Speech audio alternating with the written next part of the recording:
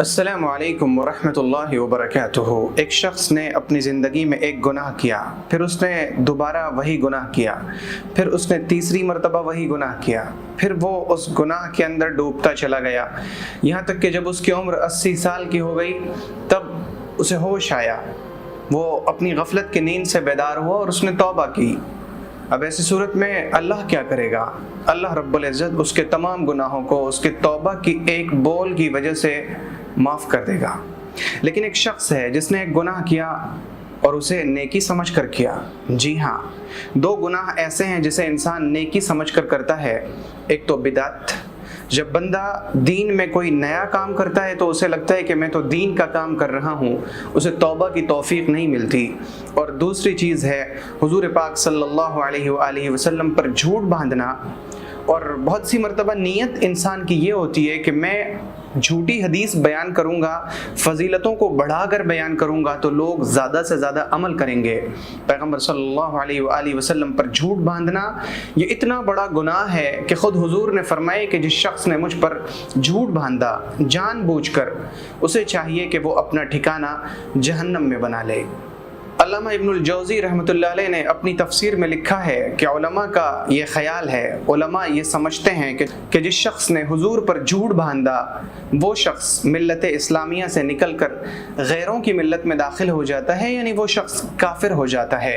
اور اس میں کوئی شک نہیں کہ اگر کوئی شخص حلال کو حرام بنانے کے لیے یا حرام کو حلال بنانے کے لیے جھوٹ بولتا ہے تو وہ کفر ہے، اور اگر اس نے حلال کو حرام نہیں بنایا یا اس نے حرام کو حلال نہیں کیا لیکن اس نے ایسے ہی جھوٹ باندھا فضیلت بیان کرنے کے لیے یا وعید بیان کرنے کے لیے، تو پیغمبر صلی اللہ علیہ وسلم نے فرمایا کہ جس شخص نے مجھ پر جھوٹ باندھا اسے چاہیے کہ وہ اپنا ٹھکانہ جہنم میں بنا لے۔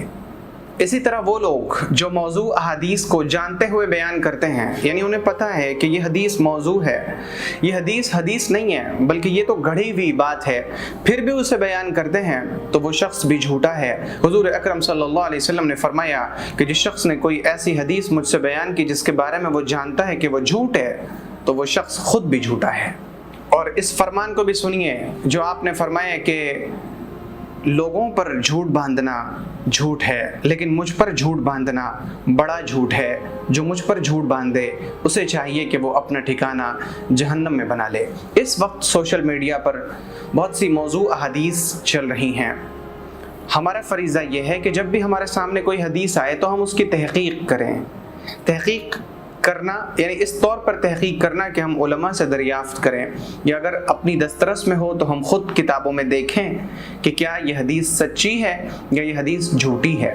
اگر حدیث سچی ہے تو آپ اسے آگے بیان کیجئے، اور اگر حدیث جھوٹی ہے تو آپ اسے وہیں پر روک دیجئے۔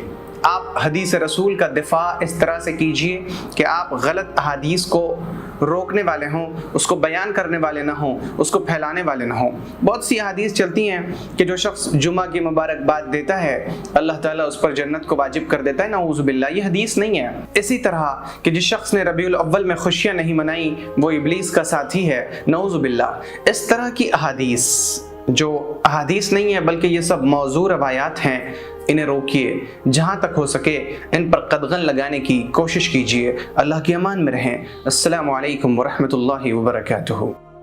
اگر آپ کو یہ ویڈیو پسند آئی ہو تو ویڈیو کو لائک کریں اور شیئر کریں، اور چینل کو سبسکرائب کرنا ہرگز نہ بھولیں۔